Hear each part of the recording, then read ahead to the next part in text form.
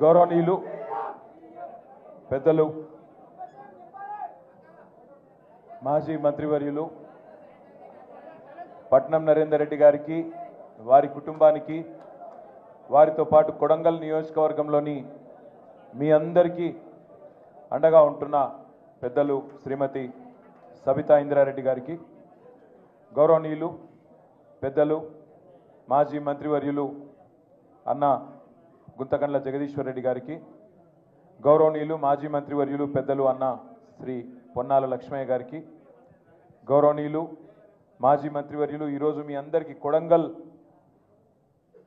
మా గులాబీ దండుకు సంఘీభావంగా మీకు మేము అందరం ఉన్నామని చెప్పనీకి వచ్చిన మాజీ మంత్రివర్యులు బాల్కొండ శాసనసభ్యులు అన్న గౌరవనీయులు ప్రశాంత్ రెడ్డి గారికి అక్క కొడంగల్లో ఈ సంఘటన జరిగిన మరుక్షణం నుంచి అక్కడి గిరిజన బిడ్డలతో ప్రతిరోజు మాట్లాడుతూ వారికి అండగా ఉన్న మనందరి ఆడబిడ్డ మాజీ మంత్రి ఎమ్మెల్సీ శ్రీమతి సత్యవతి రాథోడ్ గారు గౌరవనీయులు పెద్దలు మరొక 8 సంవత్సరాల సర్వీసు ఉండగా కూడా ఐపీఎస్ అధికారిగా అత్యున్నత స్థాయికి రాష్ట్రంలో కేంద్రంలో అవసరమైతే అధికారికంగా పోయే అవకాశం ఉన్నా 8 సంవత్సరాల సర్వీసును పక్కన పెట్టి నా తెలంగాణకు నేను సేవ చేస్తా నా తెలంగాణకు న్యాయం చేసేది చేయగలిగేది కేసీఆర్ గారి నాయకత్వమే అని ఇవాళ ఇప్పటిదాకా స్ఫూర్తిదాయకంగా మీ ముందు ప్రసంగించిన పెద్దలు ఆర్ఎస్ ప్రవీణ్ కుమార్ గారు గౌరవనీయులు కవి గాయకులు పాలమూరు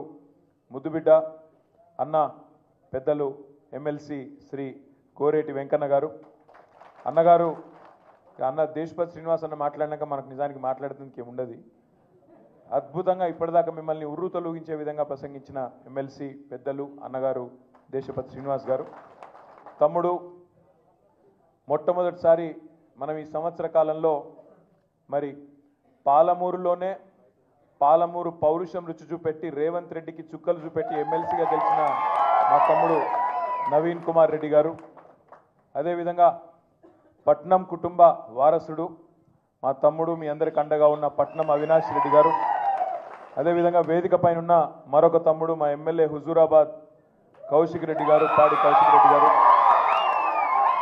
అదేవిధంగా మా తమ్ముడు బాల్కా సుమన్ గారు మాజీ ఎమ్మెల్యే గారు ఈ కార్యక్రమానికి అధ్యక్షత వహిస్తున్న సోదరుడు వికారాబాద్ జిల్లా పార్టీ అధ్యక్షుడు వికారాబాద్ మాజీ శాసనసభ్యుడు తమ్ముడు డాక్టర్ మెతుకు ఆనంద్ గారు చాంద్ పాషాబాయి గారు అదేవిధంగా సలీం గారు గజ్జల నాగేష్ గారు తమ్ముడు మైపాల్ గారు అదేవిధంగా వేదిక పైన మా కొడంగల్ నాయకత్వం మొత్తానికి నేను ఎవరో పేర్లు చెప్పలేదు మనసులనే తిట్టుకోరి బయట తిట్టుకోరి కోరుతూ మరి వేదిక ముందున్న ఉదయం 3 గంటల నుంచి అరెస్టు చేస్తానని పోలీసు వాళ్ళని ఇళ్లకు పంపించిన నీ సంగతి ఏందో మా సంగతి ఏందో చూపెడతామని చెప్పి ఇక్కడికి వచ్చిన మా కొడంగల్ అన్నదమ్ములకు ఆడబిడ్డలకు ముఖ్యంగా మా ఆడబిడ్డలకు హృదయపూర్వకంగా నమస్కారాలు హృదయపూర్వకంగా మీ చైతన్యానికి వందనాలు సరిగ్గా 35 రోజులైంది నరేందర్ రెడ్డి గారిని అరెస్ట్ చేసి వారితో పాటు దాదాపు 30 మంది రైతులను అరెస్ట్ చేసి 35 రోజులైంది ఒక మాట మాత్రం ఖచ్చితంగా చెప్పాలి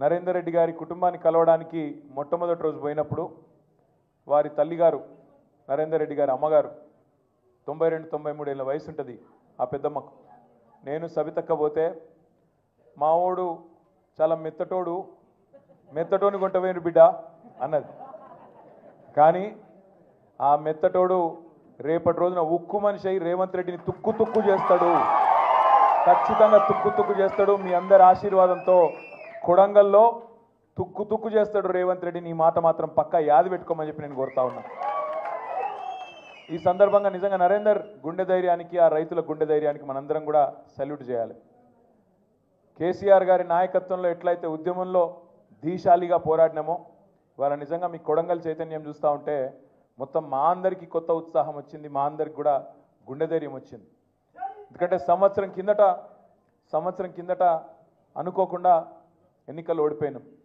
ఇందాక దేశపతి శ్రీనివాస్ గారు ఒక నక్క కథ చెప్పిండు ఆ నక్క వినయాలు ప్రదర్శించుకుంటూ రేవంత్ రెడ్డి అనే ఒక నక్క మొత్తం రాష్ట్రం అంతా తిరిగి అరిచేతుల వైకుంఠం చూపెట్టి ఎవరికి ఏది కావాలంటే అది ఇస్తా అన్నాడు డిసెంబర్ 9 నాడు ఉరుకుండ్రి మీరు రుణం తెచ్చుకోండి 2 లక్షల రూపాయలు తెచ్చుకోండి నేను వస్తూనే ఉన్నా సంతకం పెడతా.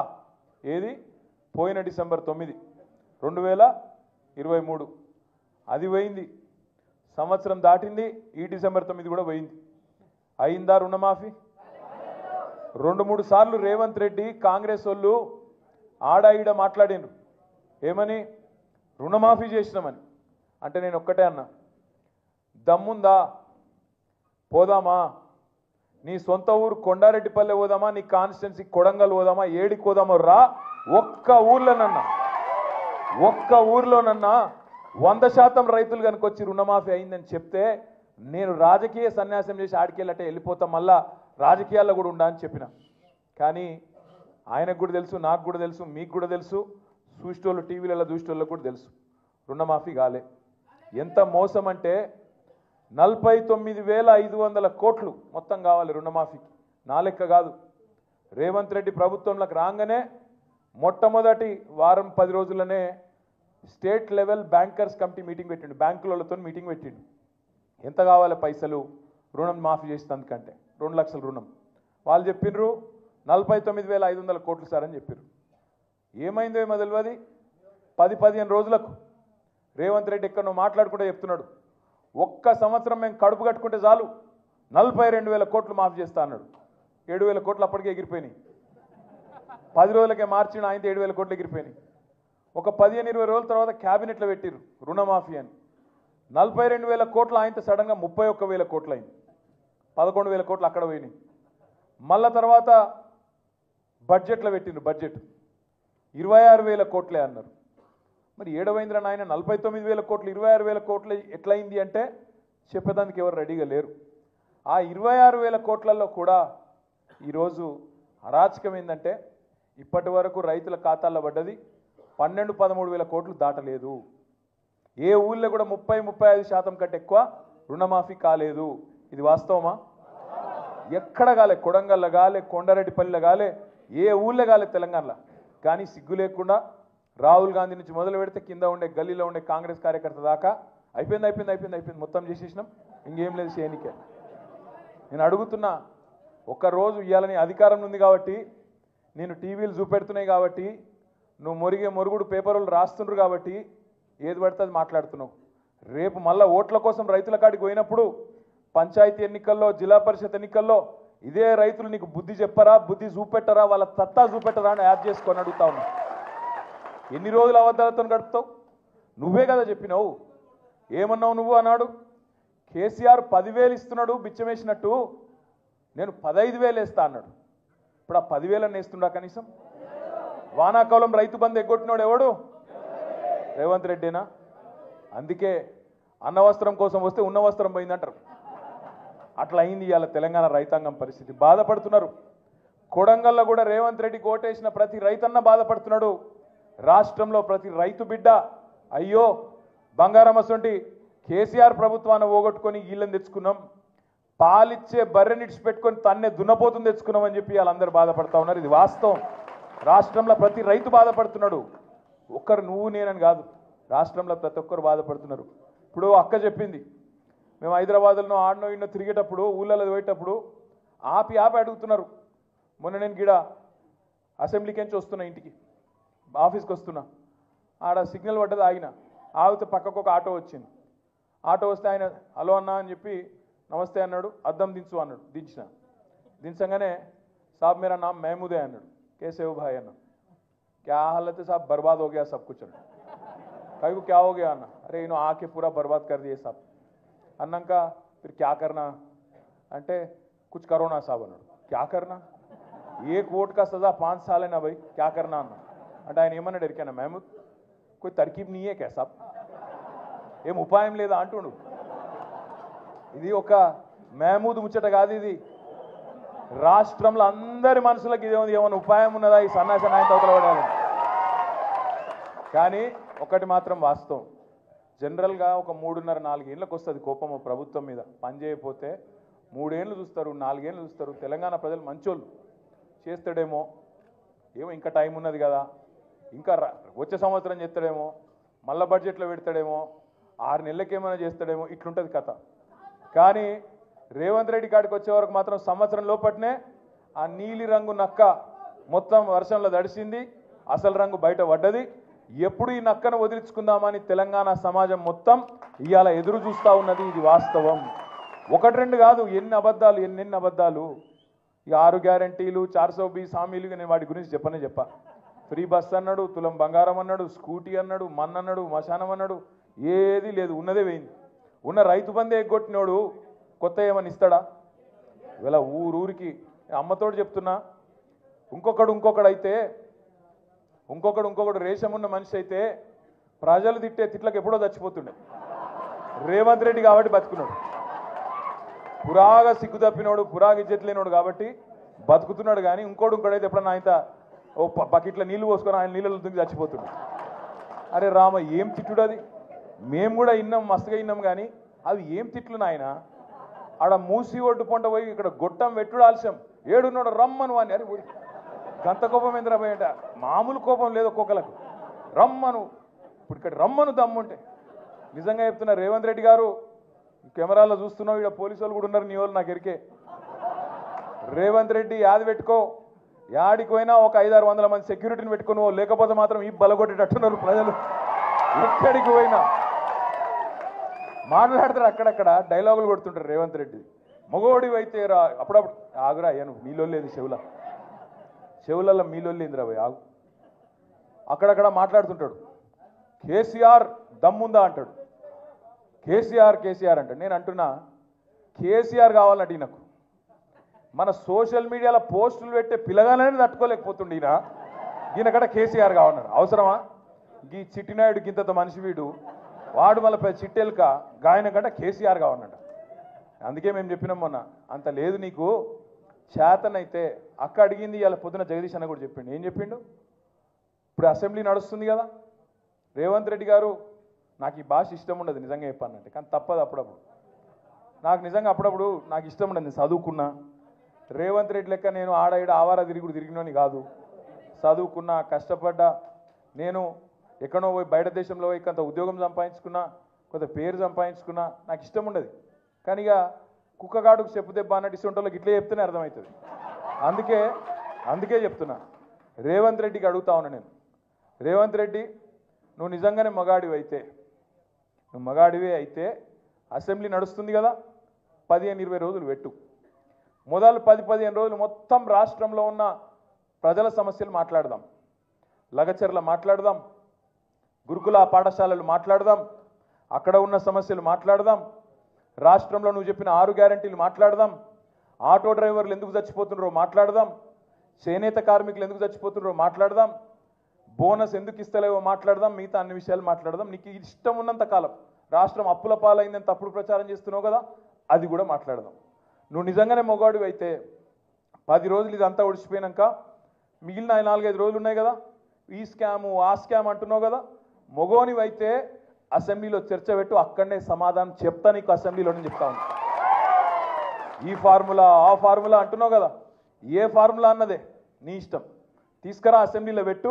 4 గోడల మధ్యన క్యాబినెట్లో కూర్చొని ఎవరిని ఎట్లా లోపల పెట్టాలి, ఎవరి మీద ఏం కేసు పెట్టాలి, ఎవరిని ఎప్పుడు నూకాలి, ఇది కాదు ప్రభుత్వం చేయాల్సిన పని.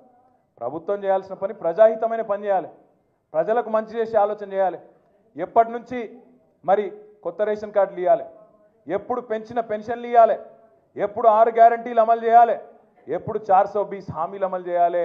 బీసీ డిక్లరేషన్లో చెప్పినావు, రైతు డిక్లరేషన్లో చెప్పినావు, విద్యార్థి డిక్లరేషన్ అని చెప్పినావు, ఎస్సీ ఎస్టీ డిక్లరేషన్ అని చెప్పినావు. వాటిలో చెప్పిన మాటలు ఎప్పటి నుంచి అమలు చేస్తావో గవి చర్చ చేయాలి క్యాబినెట్లో.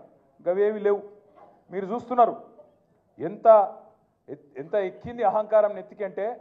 మొన్న మీరు చూసిండ్రు, ఢిల్లీలో ఇండియా టుడే అని ఒక టీవీ ఆడ చర్చ పెట్టింది. రేవంత్ రెడ్డి వేయండు. పోతే అక్కడ అడిగినరు వాళ్ళు, ఏం సార్ నువ్వు ఎవరిని పడితే వాళ్ళని జైల్లో పెడుతున్నావట, ఏం సంగతి అంటే, నేను ఎవరిని పెట్టినా అన్నాడు. మరి లగచర్ల రైతులను పెట్టినావు కదా, 30-40 రోజులకెళ్ళి వాళ్ళు ఉన్నారు కదా అంటే, వాళ్ళు కొట్టినరు, కలెక్టర్ని కొట్టినరు మాట్లాడతాడు. కలెక్టర్ ఏమో నన్ను ఎవడు కొట్టలేదని చెప్తాడు. కలెక్టర్ ఏమో నా దాడే జరగలేదు, కొట్టనే లేదు ఎవడని కలెక్టర్ చెప్తాడు. కానీ రేవంత్ రెడ్డి మాత్రం కొట్టినరు అని చెప్తా ఉన్నాడు. నేను ఒక్క మాట అడుగుతున్నా, దయచేసి మీరు గుర్తుపెట్టుకోండి. ఒక లగచర్లలో రైతులనే కాదు, ఇలా సోషల్ మీడియాలో పోస్టులు పెట్టే పిల్లలకు ఎస్ఐలు ఫోన్ చేస్తున్నారు, సిఐలు ఫోన్ చేస్తున్నారు, డిఎస్పీలు ఫోన్ చేస్తున్నారు. నేను చెప్పేది కరెక్టేనా? ఫోన్ చేసి బెదిరిస్తున్నారు. ఎందుకు బిడ్డ మీకు లోపల పెడతాం, కేసులు పెడతాం, లోపలేస్తాం అని మాట్లాడుతున్నారు. ఇప్పుడే ప్రవీణ్ గారు చెప్పినట్టు కోస్గిలో మీరు ఇక్కడికి వస్తుంటే, హైదరాబాద్లో మీ పార్టీ ఆఫీస్కు మీరు వస్తుంటే, మీ ఇంటికి మీరు వస్తుంటే ఆడబెట్టి మీ మీద పీడీ యాక్ట్ పెడతాం, లోపలేస్తాం అని బెదిరించుడు. దాంతోపాటు ఎల్ఎన్టీ ఎల్ఎన్టీ అనేది ఒక పెద్ద కంపెనీ, హైదరాబాద్లో మెట్రో కట్టిరు. ఆయన మొన్న మదినప్పుడు హైదరాబాద్కి వచ్చిండు. వచ్చి ఆయన విలేకరులతో మాట్లాడుకుంటూ ఒక మాట అన్నాడు. ఏమన్నాడు? ఈ ఫ్రీ బస్సు పెట్టినాక మాది కొద్దిగా తగ్గింది గిరాకీ అన్నాడు. అంటే రేవంత్ రెడ్డి ఏమంటాడు ఎరికేనా? నూక్కుని రావని లోపల అంటాడు. అరే అది ఉన్నది చెప్పుడు కూడా తప్పేనా? చెప్పుడే కాదు, ఇండియా టుడే టీవీలో చెప్తుండు అని నూకుమన్నా నేను నూకుమంటే వాడు బొంబాయి వారిపోయినట్టు. అంటే ఇక నీకు ఎవరు ఖిలాఫ్? ఆఖరికి పాపం కానీ ఇది ఏం తప్ప? గా యాక్టరు, సినిమా యాక్టరు, ఈయన పేరు మర్చిపోయాడు. ఆయన చెప్పేటప్పుడు పేరు మర్చిపోయాడు. తెలంగాణ సీఎం అని చెప్పి అడిగి చూసిండు కొద్దిగా. మనోనికి ఆయన ఎక్కడో తలిగింది. అయితే నేనేమంటున్నా, గింత అన్యాయం అని పేరు మర్చిపోతే జైలు పెడతావు. ఇక గట్లా తయారైండు మన చిట్టినాయుడు. నేనేమంటున్నా, దయచేసి మీ అందరికి ఒకటే కోరుతున్నా, మీకు ఇవాళనే నాంపల్లి కోర్టులో పట్నం నరేందర్ రెడ్డి గారిది, అదేవిధంగా 27 మంది రైతులది మొత్తం నిన్న ఇవాళ వాదనలు మొత్తం అయిపోయినాయి. అన్న చెప్పింది కరెక్ట్. ఆర్ఎస్ ప్రవీణ్ అన్న 24 రోజులు ఆడికెళ్ళి వికారాబాద్ కోర్టుకెళ్ళి ఇక్కడికి ఫైల్ రాలే.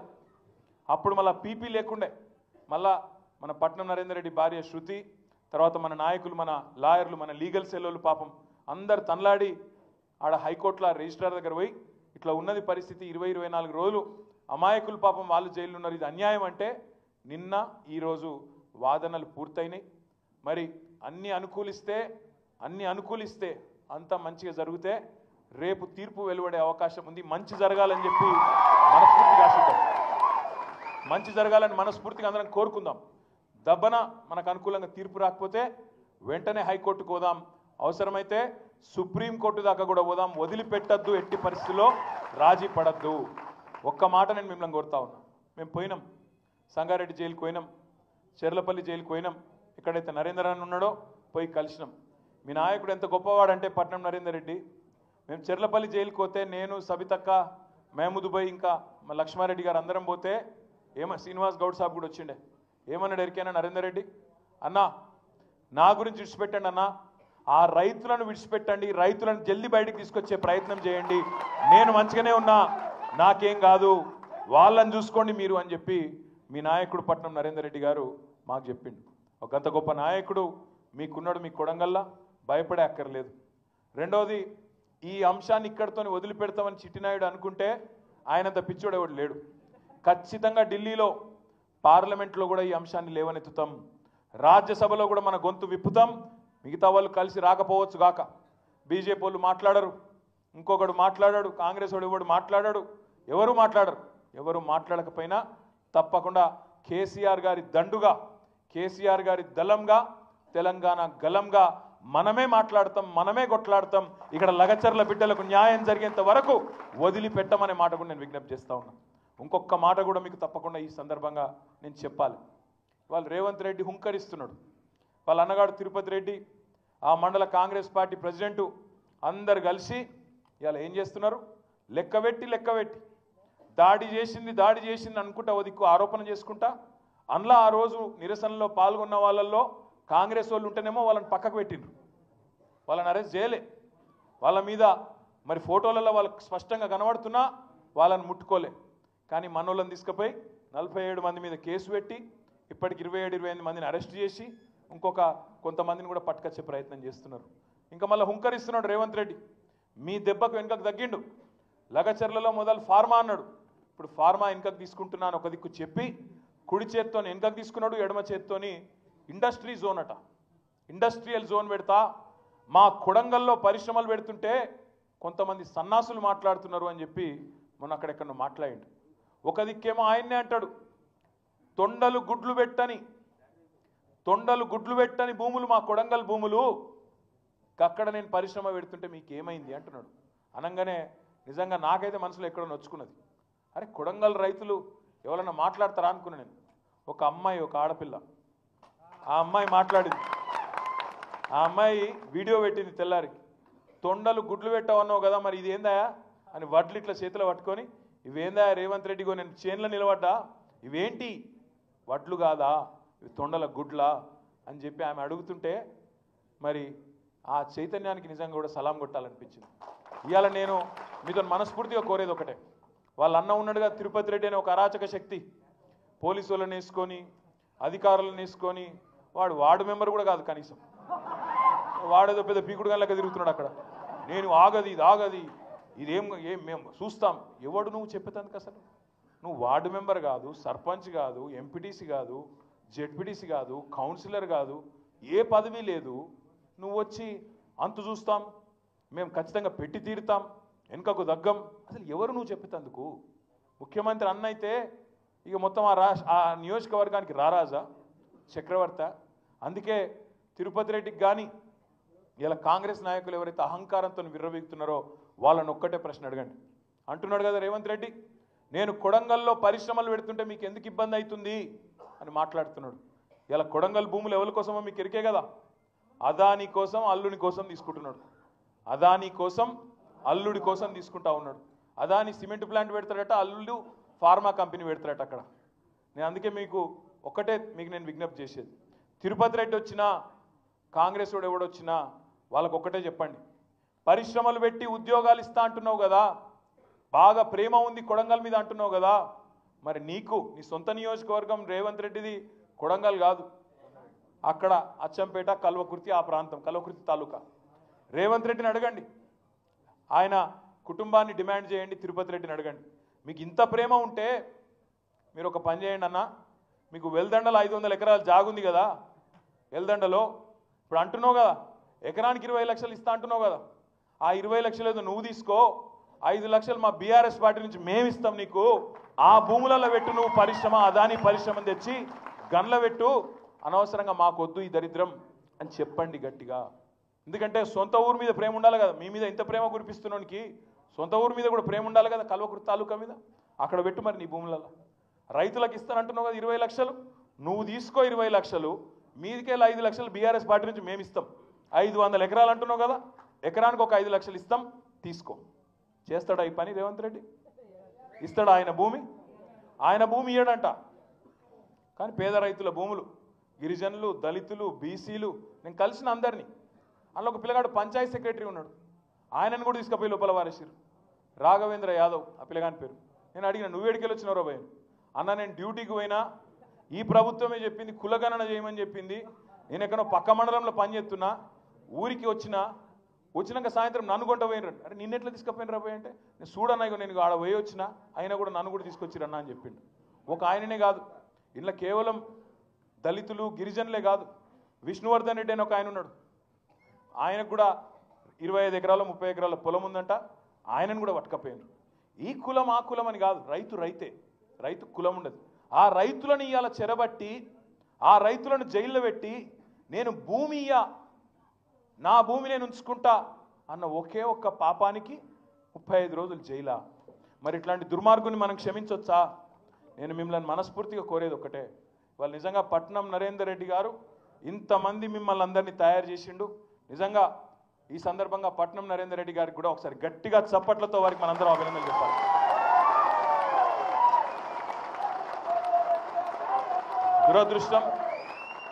దురదృష్టం అట్లాంటి మంచి నాయకుడిని ఎమ్మెల్యేగా మనం గెలిపించుకోలేకపోయినాం. సరే, ఈ నక్క చెప్పిన మాటలకు, ఆయన నక్క వినయాలకు కొంతమంది మోసపోయినారు, పర్వాలేదు. కానీ రేపటి కాలం మనది, రేపటి సమయం మనది. తిరిగి ఖచ్చితంగా ఏది ఎక్కడ కోల్పోయినామో కొడంగల్ నుంచే తిరిగి మన జైత్ర యాత్ర మొదలు కావాలి. రేవంత్ రెడ్డిని తుక్కు కింద అదే కాన్స్టిట్యూన్సీలో ఓడగొట్టాలి.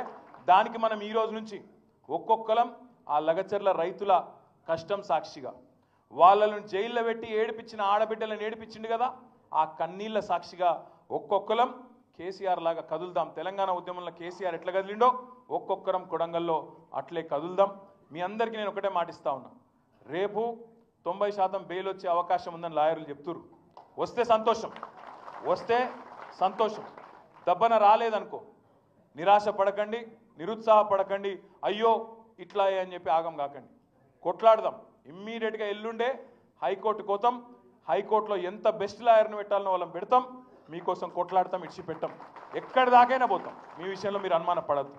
రేపు ఖచ్చితంగా కొడంగల్లో మాత్రం ఈరోజు ఏదైతే నిర్బంధం పెట్టి నేనేదో నియంతను, నేనేదో రారాజును, చక్రవర్తిని, శాశ్వతంగా కొడంగల్కు నేనేదో రాజును అని రేవంత్ రెడ్డి అనుకుంటున్నాడో, కొడంగల్ సత్తాను, కొడంగల్ పౌరుషాన్ని మాత్రం రేపటి రోజున చూపెట్టాల్సిన బాధ్యత మనందరి మీద ఉన్నది.